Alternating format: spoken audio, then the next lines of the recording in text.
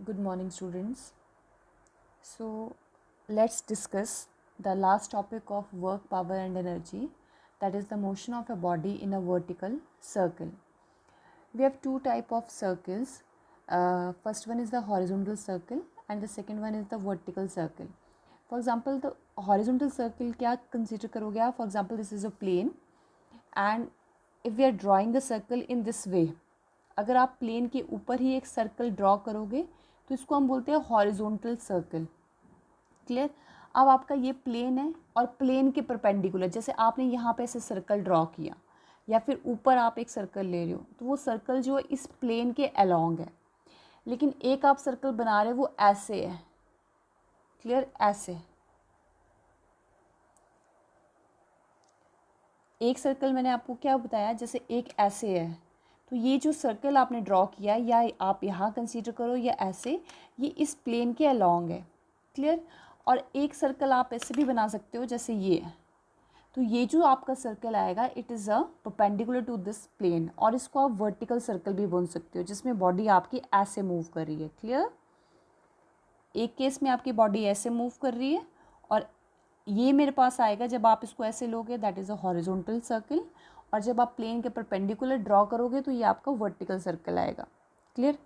अब आपने क्या करना है, एक बॉडी लेनी है और उसको एक थ्रेड के साथ, स्ट्रिंग के साथ टाई कर देना है। क्लियर? जब आप उसको एक स्ट्रिंग के साथ टाई करोगे तो आपको पता है एक बॉडी है, उसको कुछ ना कुछ वेट तो होगा ही होगा। वेट जो है उसको हम mg के साथ रिप्रेजेंट करते हैं। क्लियर? तो अगर आप जैसे for example this is your string और यहाँ पे आपने नीचे एक बॉडी को हैंग कर दिया, जब आप इस स्ट्रिंग के साथ नीचे एक बॉडी को हैंग करोगे जिसका वेट mg है, तो आपको पता है स्ट्रिंग में या इस थ्रेड में एक तरह का खिंचाव, स्ट्रेस बिल्टअप होगा। क्लियर? जैसे आप बॉडी लगाओगे तो बॉडी का वेट डाउनवर्ड डायरेक्शन में एक्ट करेगा, जिसकी वजह से इस पूरी स्ट्रिंग में एक खिंचाव डेवलप होता है, जिस खिंचाव को हम टेंशन बोलते हैं। Tension is a kind of a force, वो फोर्स ही होती है जो किसी भी स्प्रिंग के अंदर, स्प्रिंग तो नहीं बोल सकते हम, स्ट्रिंग या थ्रेड बोल सकते हैं, जिसके अंदर आप एक बॉडी को जब आप हैंग करते हो तो because of its weight, because the weight is acting in the downward direction, और उसके ऑपोजिट डायरेक्शन में इसमें एक खिंचाव जैसा डेवलप होता है जिसको हम टेंशन बोलते हैं, and the direction of tension is always acting in the opposite direction as compare to the weight acting on the body. अगर वेट डाउनवर्ड डायरेक्शन में एक्ट करे तो टेंशन जो वो अपवर्ड डायरेक्शन में एक्ट करेगी। क्लियर?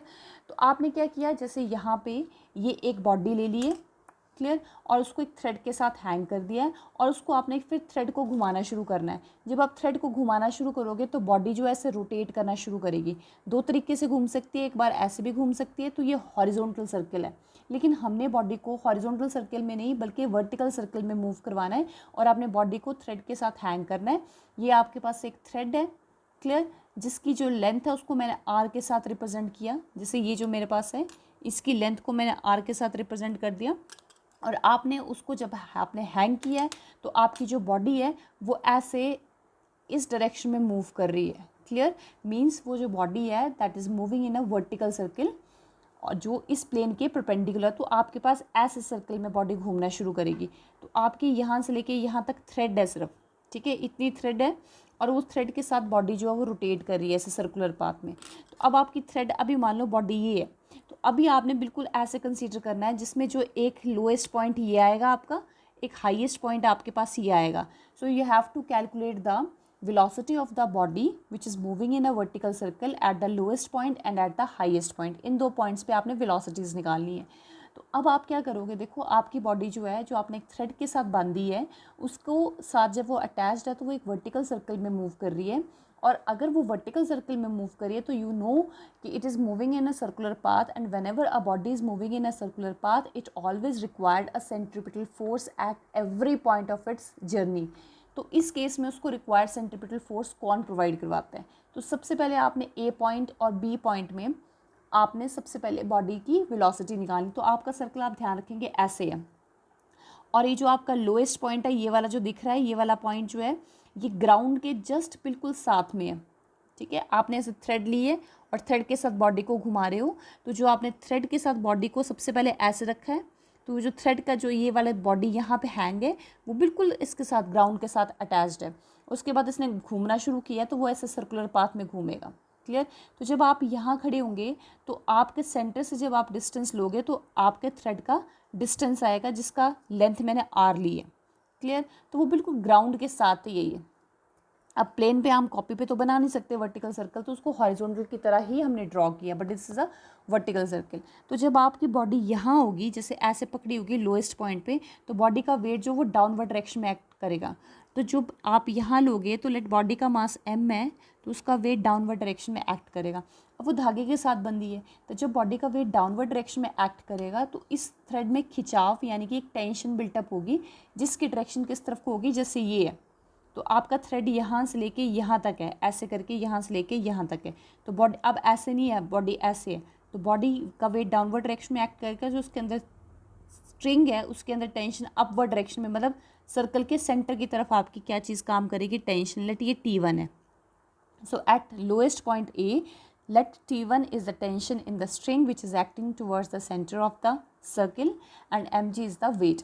अब आपको पता है बॉडी जो वो सर्कुलर पाथ में रोटेट कर रही है। Let at a point the velocity of the body is v1। Clear, उसकी v1 है। तो आपको ये चीज़ पता करनी है कि v1 कितनी होगी। सबसे पहले हम यहाँ ले रही हैं, तो आपको पता है अगर वो घूम रही है तो उसको सेंट्रीपिटल फोर्स मिल रही होगी।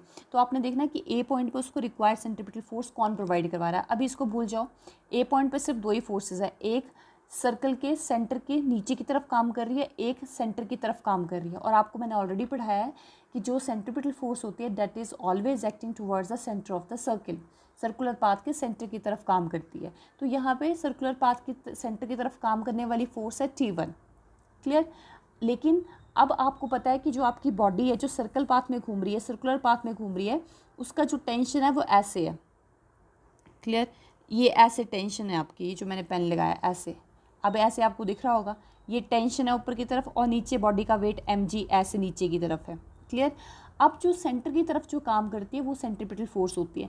अब आपकी जो बॉडी है वो ऐसे ऐसे थोड़े ना मूव कर रही है, उसकी मूवमेंट तो ऐसे है, यानी कि इस वर्टिकल डायरेक्शन में इस बॉडी की कोई मूवमेंट नहीं है। क्लियर। अब आप ये ध्यान रखेंगे कि यहाँ पे अगर कोई मूवमेंट नहीं होती, ध्यान रखना है, तो फोर्सेस जो है वो आपस में बराबर होती है। लेकिन बॉडी जो है वो रोटेट कर रही है, यानी कि बॉडी को रिक्वायर्ड सेंट्रीपिटल फोर्स मिल रही है और वो हमेशा सेंटर की तरफ ही काम करती है।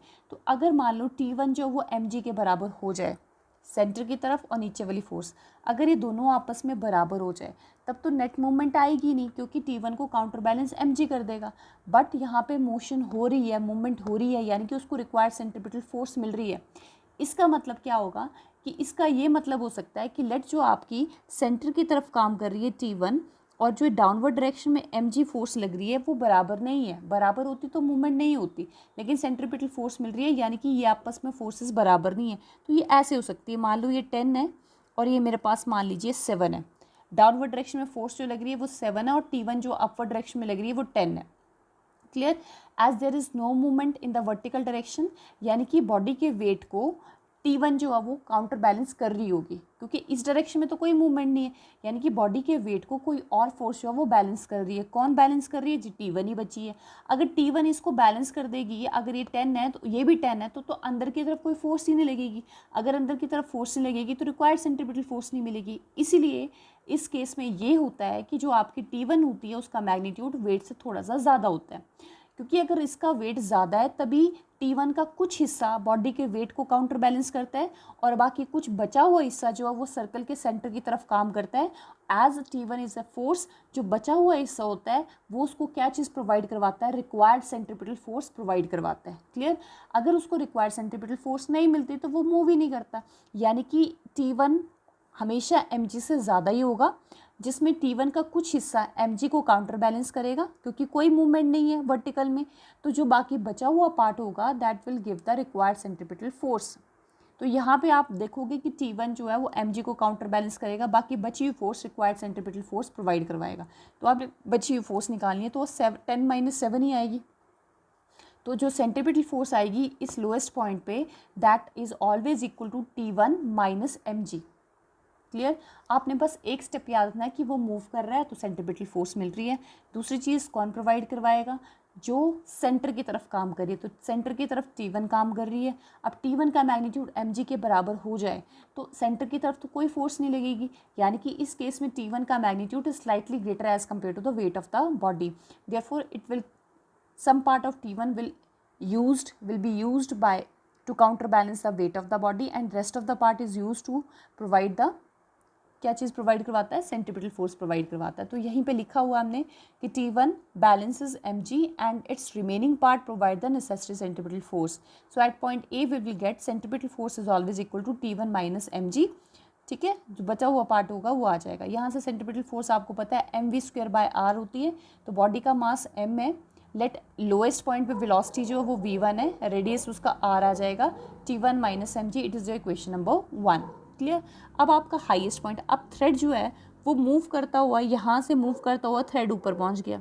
ऐसा सर्कल धागे के साथ ही घुमाओगे, बॉडी यहाँ पहुँचेगी। लेट इस पॉइंट पे, क्योंकि टेंजेंट ड्रॉ होता है वेलोसिटी लेने के लिए, तो बी पॉइंट पे टेंजेंट ड्रॉ किया। मुझे नहीं पता कितनी वेलोसिटी है, लेकिन इस पॉइंट पे मैंने जो है वेलोसिटी को v2 कंसीडर किया। क्लियर। और ये भी मेरे पास r ही आएगा।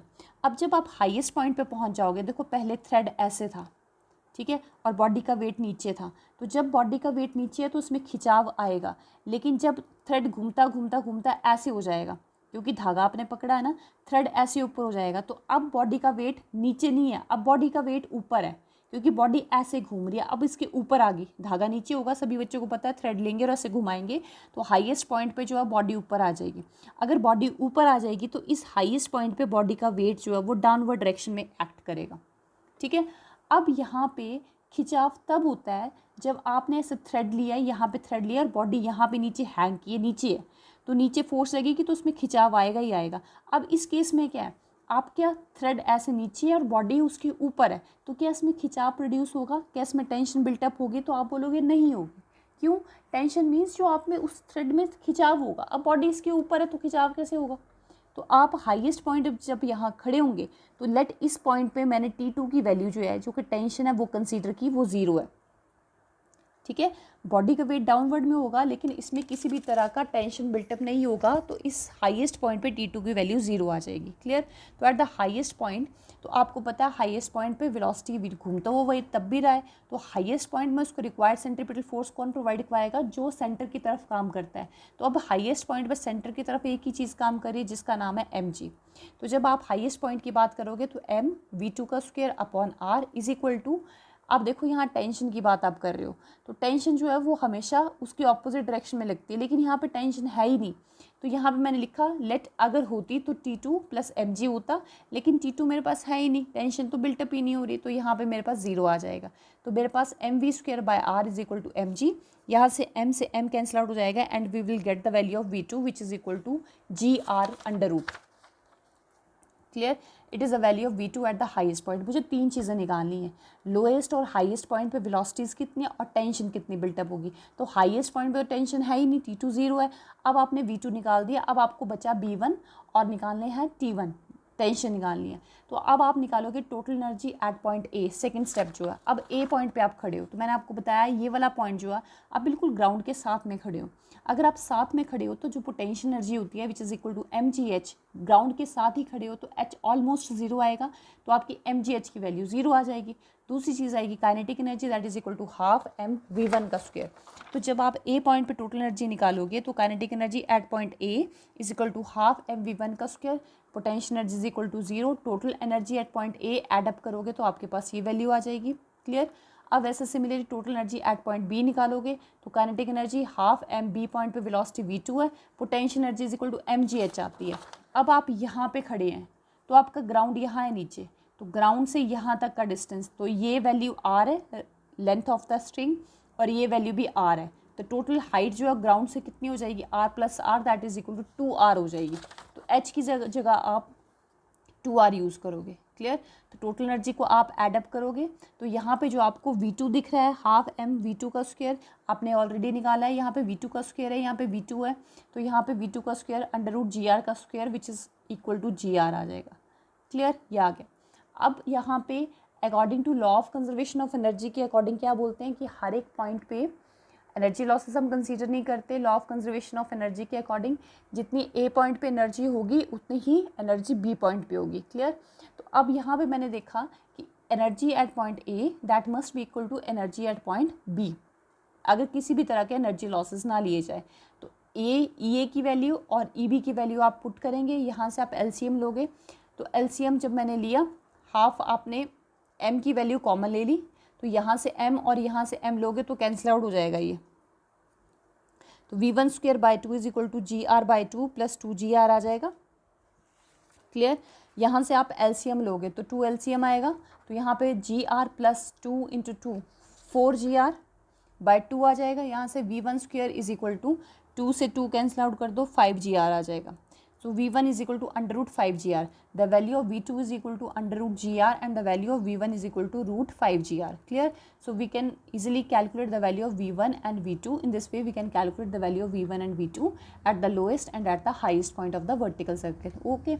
अब लास्ट बचता है आपके पास टेंशन। तो आपके पास इक्वेशन नंबर 1 आई थी, टेंशन वहाँ पे थी ये। From this equation put the value of v1 which is equal to under root 5 GR। तो स्क्वेयर जब आप करोगे तो आपके पास m बाय r, और v1 का स्क्वेयर जब आप करोगे यहाँ सिर्फ 5 GR डालोगे, is equal to T1 minus mg।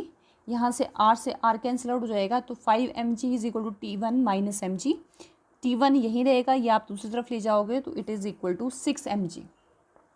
The value of v1 is equal to 5 GR root में, value of v2 is equal to under root g and the value of tension in the vertical circle is 6 mg. Clear? So this is your today's topic.